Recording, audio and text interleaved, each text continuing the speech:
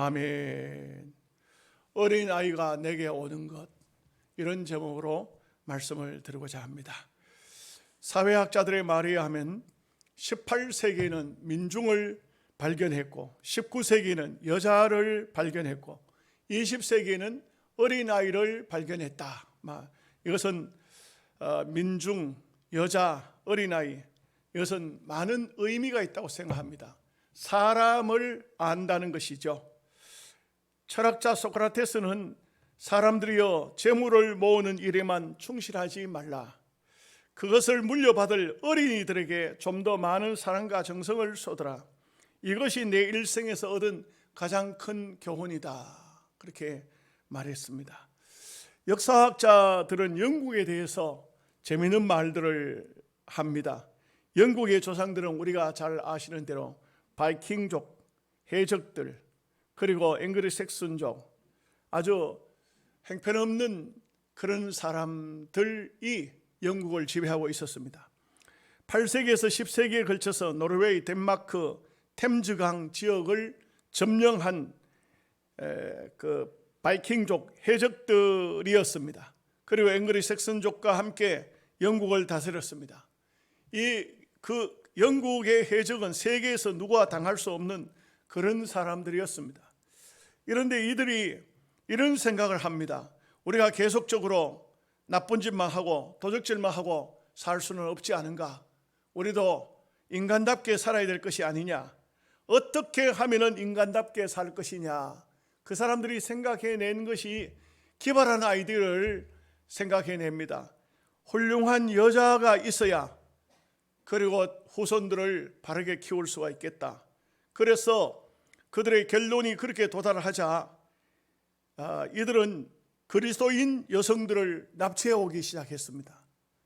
그리고 그들을 아내로 삼았습니다. 그리스도인 여성들은 억지로 억울하게 해적의 아내가 된 것입니다. 그러나 그렇게 끌려왔지만 그들은 성경을 가지고 와서 자녀들을 가르친 것입니다. 하나님의 말씀을 가르친 것입니다.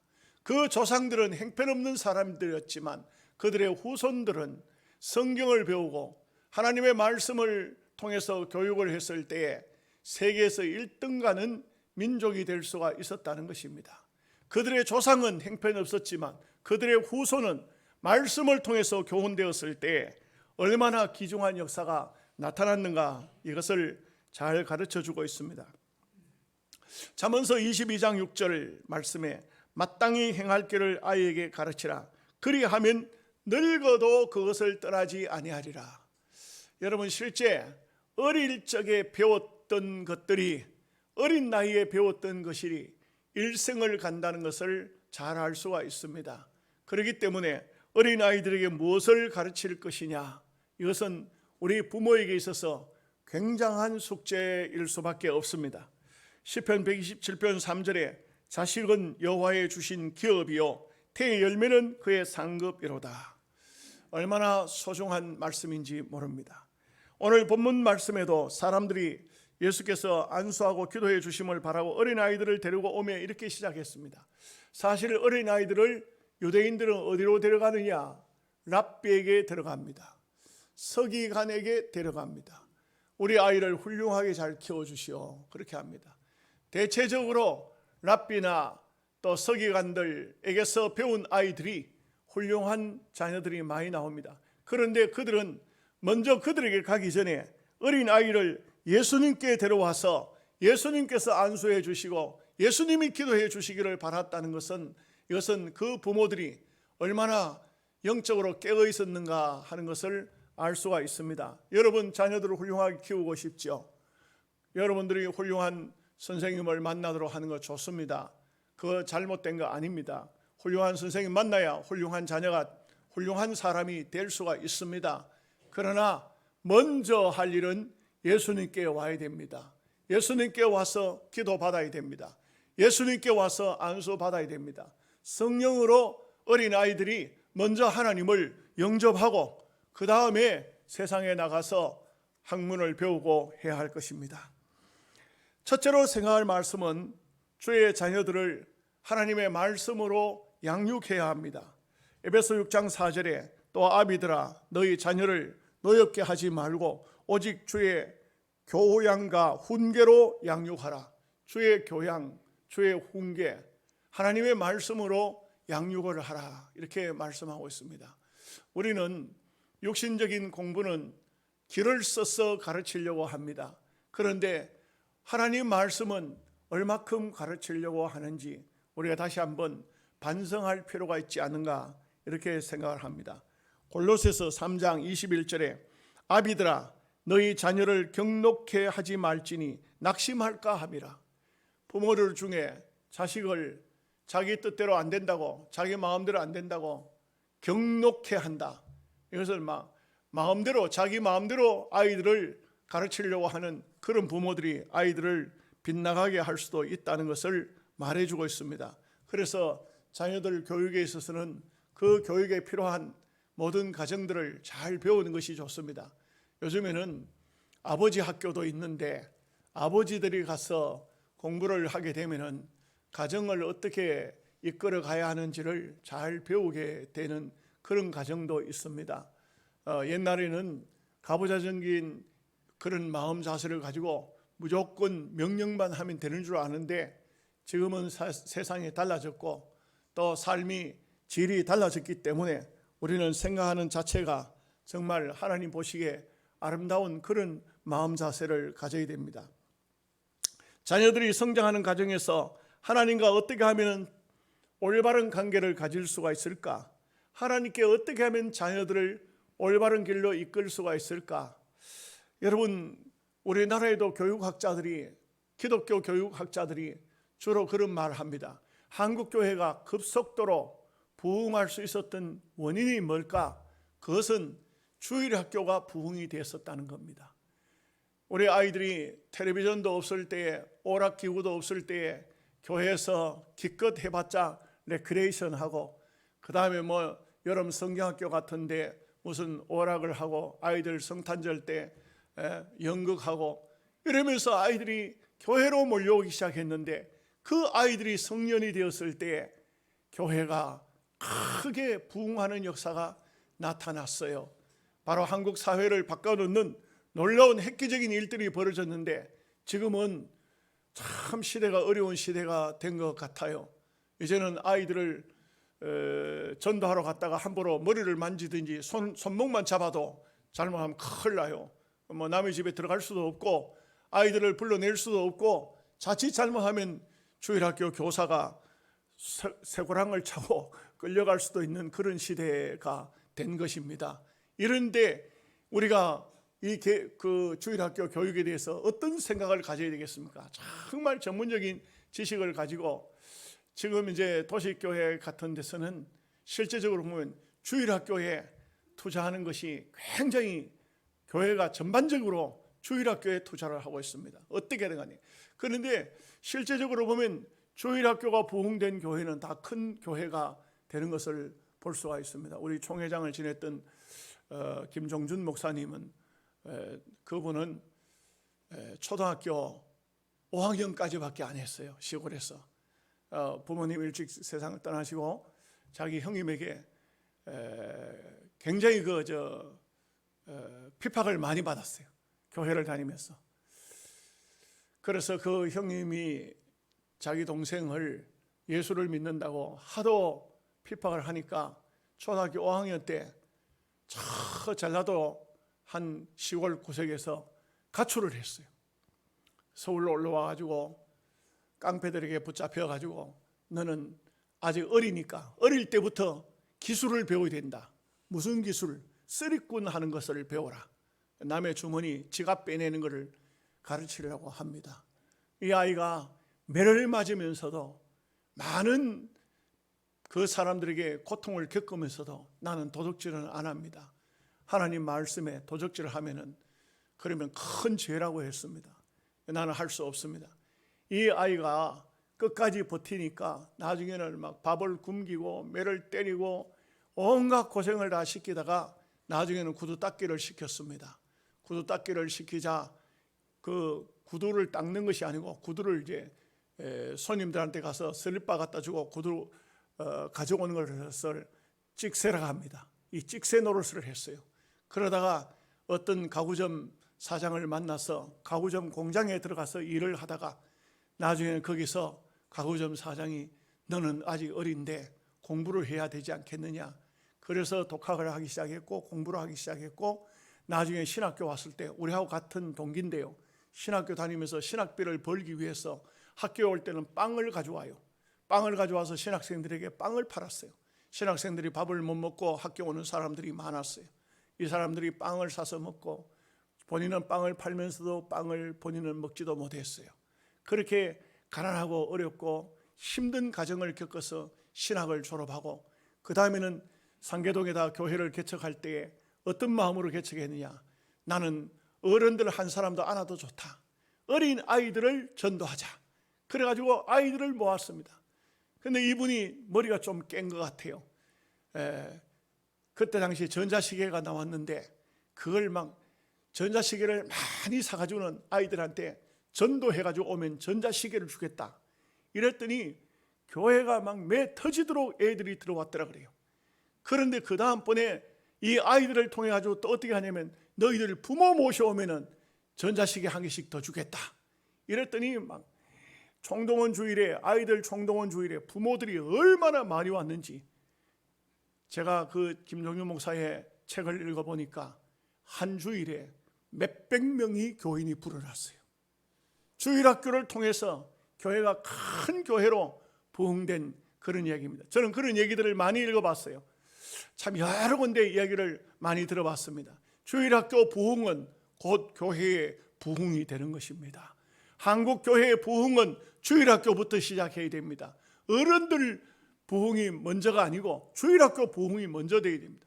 교회의 모든 예산에 있어서 주일학교에 대한 그 예산을 풍족하게 세워야 됩니다. 그리고 주일학교의 교육자들이 열정적으로 일할 수 있도록 뭐 그저 아무 생각 없이 아이들을 가자나 실컷 나눠주고 교회에 와가지고 무슨 오락이나 그런 그 아주는 주일학교를 부흥시킬 수 없어요. 영적인 심령 부흥을 일으켜야 됩니다. 영적인 심령 부흥이라는 것은 굉장히 중요합니다. 저도 옛날에 부교육자리에 없을 때는 시골교회 교인 얼마 안 될 때는 주일학교까지 제가 다 했는데 주일학교 애들을 데리고 기도를 해봤어요. 애들한테 기도를 시켰더니 처음에는 굉장히 어색해하고 잘 못해요. 그런데 시간이 지나니까 초등학교 4학년 아이들은 다 대표기도 할 수 있어요. 주일학교에 기도를 선생님들이 안 했어요. 애들을 다 시켰어요. 애들이 기도했어요. 그 아이들이 성장하고 커가지고 지금은 목사가 되고 장로가 되고 얼마나 사회에 진출을 많이 해 있는지 몰라요. 아이들을 데리고 저 공동묘지에 가서 아이들과 함께 밤을 새우면서 기도했어요. 그 아이들에게는 뭐 시골교회 어렵다 보니까 뭐 과자도 하나 제대로 사준 게 없어요. 기껏해야 애들한테 뭘 했냐, 집사람 보고 기도할 동안에 밤중에 라면 삶아가지고 오라 그래요. 라면 삶아가지고 바게트 담아가지고 애들 라면 퍼주고 이렇게 했어요. 그 아이들이 다 성장해가지고는 얼마나 사회에 훌륭하게 잘 진출해가 지금은 목사도 하고 이렇게 하고 있는 것을 볼 수가 있습니다. 주일학교에 올바른 정신, 올바른 신앙 이것을 아이들에게 심어주면은 그들이 오늘 말씀처럼 늙어도 그것을 떠나지 아니하리라. 요한 웨슬러는 이런 말을 했습니다. 우리가 장차 하나님 앞에 설 때 세 가지 질문을 받을 것이다. 첫째는 내가 네게 준 세월, 시간 이것을 어떻게 사용했느냐, 이 문제를 하나님께서 물으실 것이 아니냐. 두 번째는 물질, 내가 네게 많은 물질을 주었는데 그 물질을, 그 돈을 어디다가 다 썼느냐, 이것을 물으실 것이다. 세 번째, 내가 네게 자녀를 주었는데 네가 내가 준 자녀를 어떻게 양육했느냐, 어떤 자녀를 만들었느냐, 이것을 하나님께서 물으실 것이다. 가상해서 웨슬러가 한 말입니다. 유대인들의 교육 방법을 살펴봤습니다. 유대인들의 교육 방법은 7가지 정도로 전체적으로 그런 교육 방법이 나옵니다. 첫째는 뭐냐면 너는 유태인이다. 이것을 고치시겠습니다. 너는 유태인이다. 오늘 우리말로 무슨 말입니까? 너는 하나님의 자녀다. 너는 하나님의 백성이야. 하나님의 백성이라는 것을 잊지 말라. 하나님의 백성은 하나님 백성답게 말을 하고 하나님 백성답게 살고 하나님 백성답게 이 땅 위에 삶을 정복해 나가야 된다. 이것이 유대인들의 그 교육 방법의 제1번이었습니다. 2번은 뭐냐면 이 땅은 우리로 말하면 대한민국이죠. 그들은 유대인입니다. 유대 땅은 하나님이 주신 기업이다. 이 땅을 빼앗기지 않도록 하라. 이 땅을 잃어버리지 않도록 하라. 이 땅을 사랑하라. 하나님이 주신 기업이다. 영적인 기업이 바로 하나님의 기업이라는 겁니다. 세 번째는 사람을 사랑하면서 살아라. 여러분 보십시오. 땅 위의 사람들 중에 우리나라 사람들은 주로 자녀들 교육하면 뭐라고 합니까? 너는 어쨌든 간에 1등을 해라. 1등을 해라. 너는 반장이 돼야 된다. 너는 앞으로 대통령이 돼야 된다. 이거 전부 1등 하라고 합니다. 그러나 유대인들은 아니다. 너를 희생해서 사람들을 사랑하라. 사람들을 살려라. 이것이 바로 유대인들의 교육 방법이라는 것입니다. 네 번째는 키부츠, 모샤브, 공동체입니다. 공동체를 위해서 살아라. 개인적으로 잘 먹고 잘 사는 것이 아니다. 너희는 너를 통해서 이 민족 전체가, 너를 통해서 모샤브가, 너를 통해서 키부츠가 빛이 나도록 해라. 너를 통해서, 우리로 말하면 너를 통해서 이 동네가, 이 민족이 살도록 하라. 이것이 바로 그들의 제도인 것입니다. 다섯 번째는 여자도 국방의 의무가 있다. 절대 남자만 국방의 의무가 있는 것이 아니라 사람으로 태어났으면 다 이 민족을 지켜야 된다. 이것이 바로 그들의 마음이고, 여섯 번째가 애국 시민이 되라. 너는 절대로 누굴 욕하고 지도자를 원망하고 그런 사람이 되지 말고 이 민족을 사랑하고 이 민족을 위해서 살 수 있는 애국 시민이 되라. 일곱 번째가 철저한 율법 교육을 받으라. 하나님 말씀에 대한 교훈을 귀담아 들으라. 이것이 바로 유대인들의 7가지 교육 방법이라고 말합니다. 제가 그 교육 방법을 보면서 오늘 우리 그리스도인들도 여기서 본받아야 될 것이 참 많다고 생각합니다. 우리가 자녀들 키우면서 어떤 마음으로 자녀를 키울 것인가? 수학 몇 점 맞았냐? 영어 몇 점 맞았냐? 여러분, 그런 것으로서 아이가 성적에 의해서 행복을 추구해서는 안 된다고 생각합니다. 제가 이번에 글을 읽는 가운데 보니까 어떤 분이 그런 말을 했어요. 아이가, 어떤 목사님이 그런 얘기를 했더라고요. 아이가 학교에서 1등 한대요. 근데 그 집에서 예배를 드리러 갔어요. 갔더니 뭐라고 하냐면 그 집사님이, 목사님 찬송은 안 부르면 안 될까요? 아니, 왜 그렇습니까? 아이가 옆방에서 공부하고 있습니다. 내일 모레 시험 쳐야 됩니다. 1등 하는 아이입니다. 그렇기 때문에 아이에게 지장을 주지 않기 위해서 찬송은 생략하고 말씀만 전해, 그것도 조용히 좀 전해주면 좋겠습니다. 목사님께서 그 집사님 보고, 아닙니다. 이거는 교육 방법이 잘못됐습니다. 아이를 좀 만나도록 하십시다. 애가 나왔어. 너 학교에서 1등 하냐? 예, 1등 합니다. 이번에도 1등 할 거냐? 1등 하려고 우리 엄마는 1등 하라고 계속해서 말씀합니다.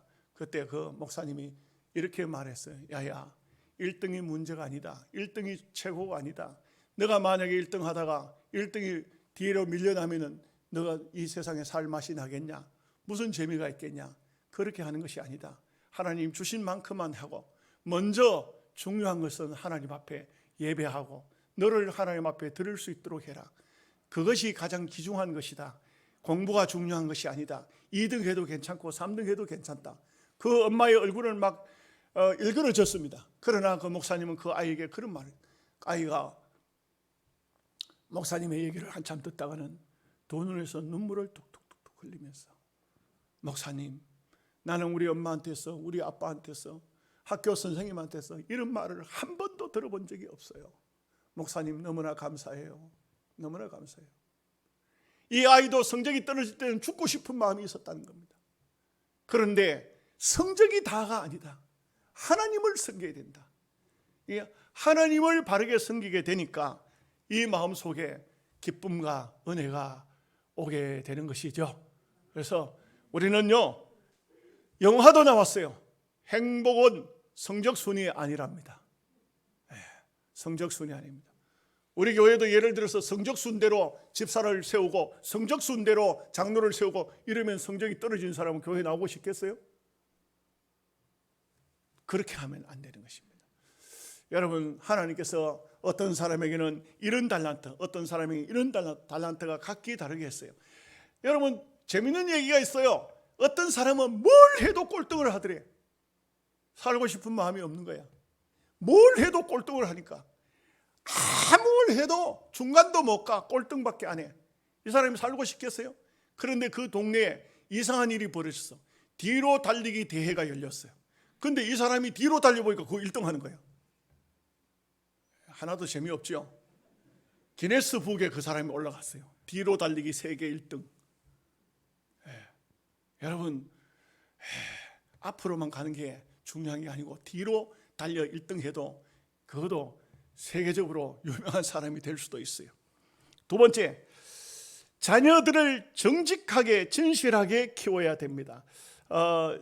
이찬수 목사님 설교를 듣는 가운데 저는 뭐 어떤 뉴스나 어떤 방송을 보지 못했으니까 이찬수 목사님 설교를 좀 즐겨 듣는 편입니다.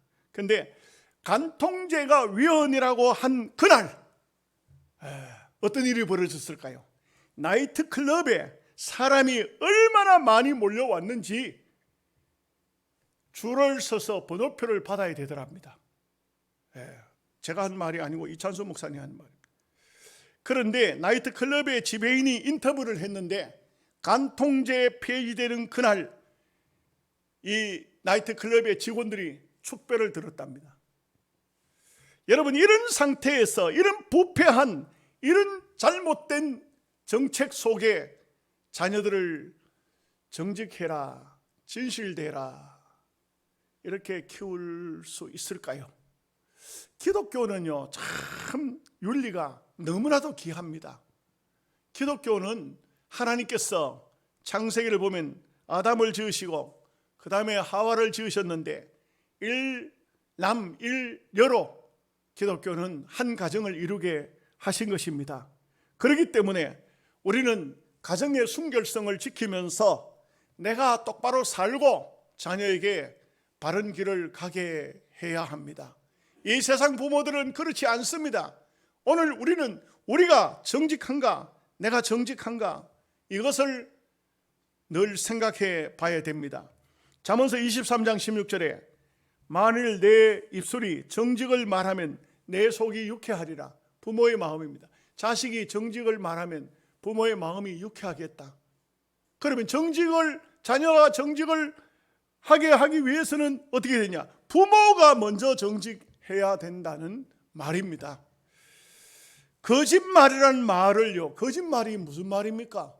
거짓말은 이거는요, 원문적으로 보면 재미있는 말이에요. 원문적으로 보면 히브리 원문에는 썩었다 하는 말이에요. 거짓말은 썩었다는 거예요. 썩은 말이라 이거죠. 썩은 것을 먹으면 어떻게 될까요? 이거는 굉장한 고통과 아픔이 옵니다. 옛날에 냉장고 제대로 시골 교회 전도사를 쓸 때 잘 갖추지 못했어요. 신학생 한 사람하고 둘이서 아침에 밥을 먹는데 집사람이 곰탕을 놔뒀다가 이걸 아까워서 주일날 아침에 데워가지고 그 교육전사님하고 저하고 둘을 대접했어요. 근데 거기 그 곰탕에다가 마늘 다져 넣고 파 썰어 넣고 이러니까 이거 먹으니까 모르겠어요. 괜찮아요. 먹었는데 이게 상해인 거야.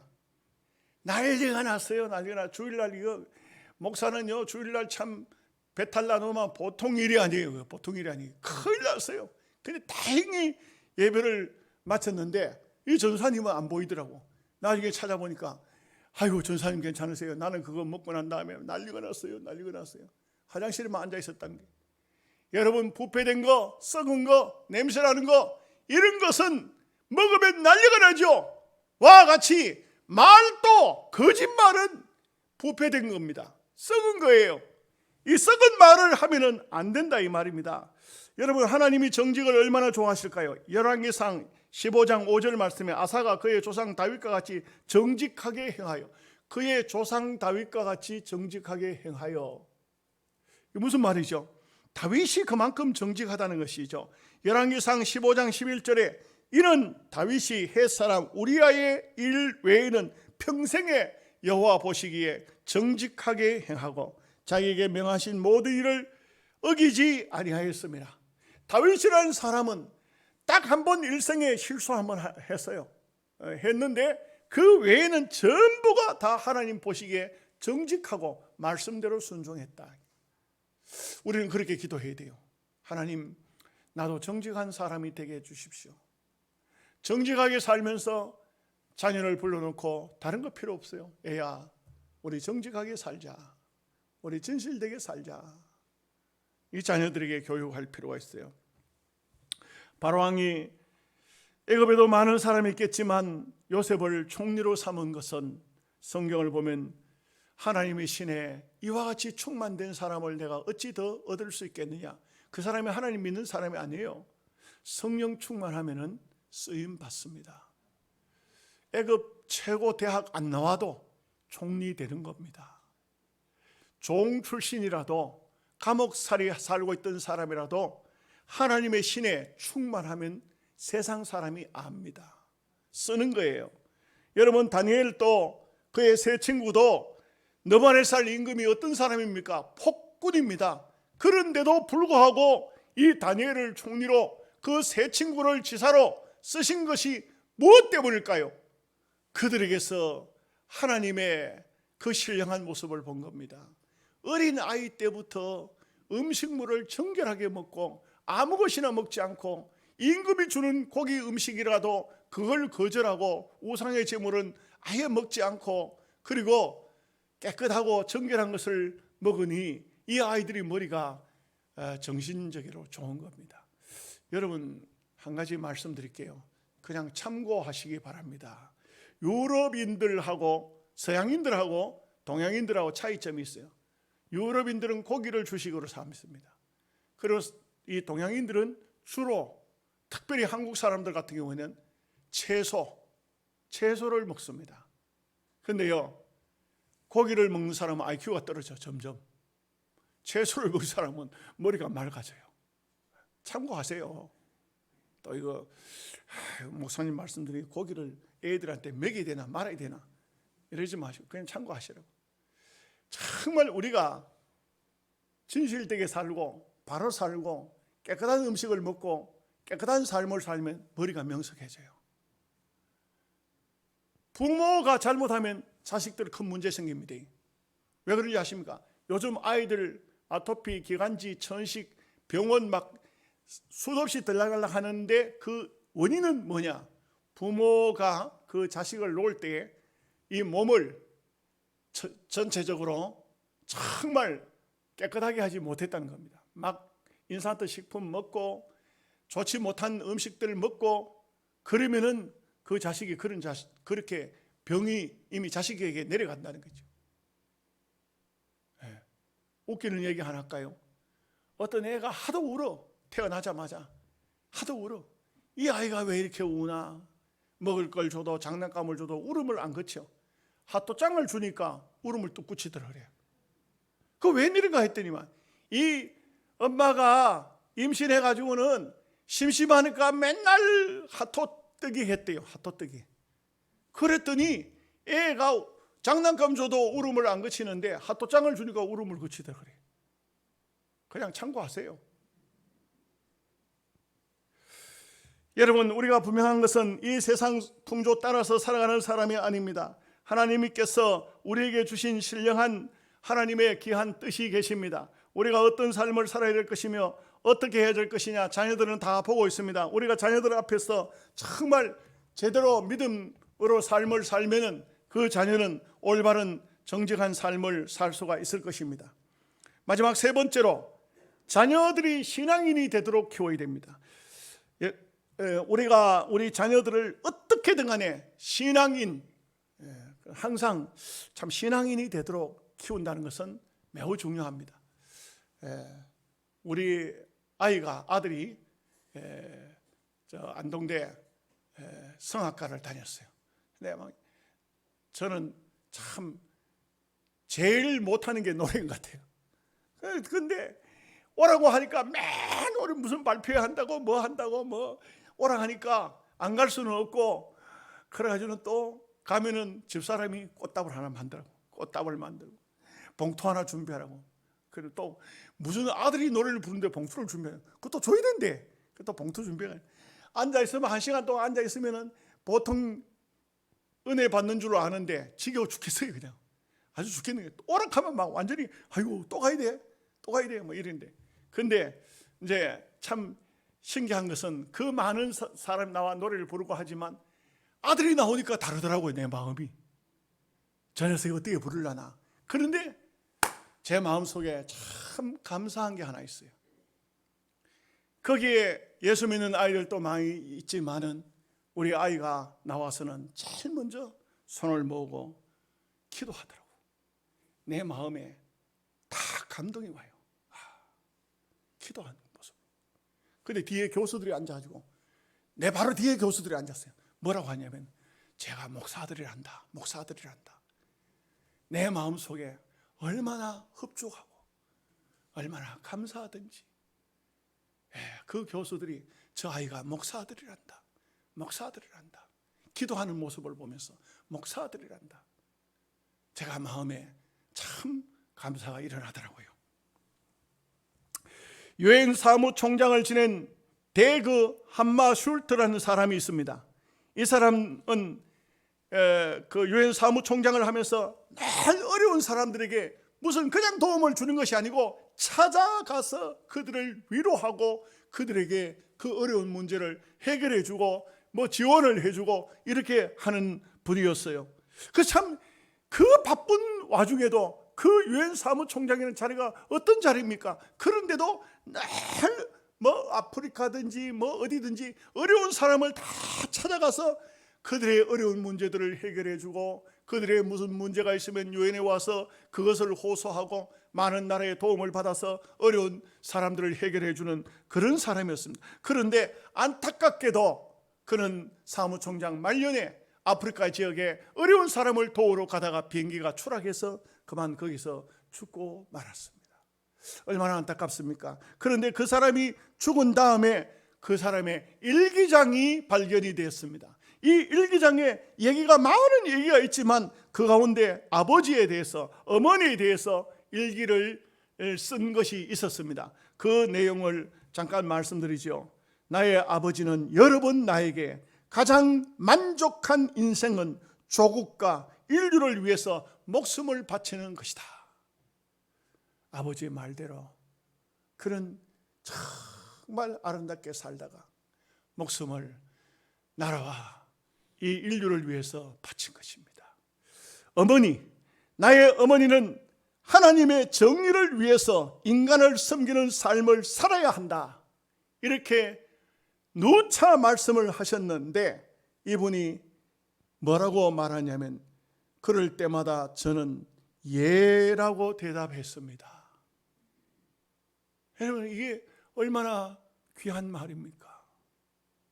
자녀들을 여러분 뭐라고 가르치실래요? 뭐라고 자녀들에게 말씀하시겠습니까? 자녀를 위한 신앙의 길, 이것은 굉장히 중요한 길인 것입니다. 사무엘상 2장을 보면은 엘리 제사장은 홈리와 비느하스가 엉뚱한 짓을 하고 있지만 그 아이들을 꾸짖지 못했습니다.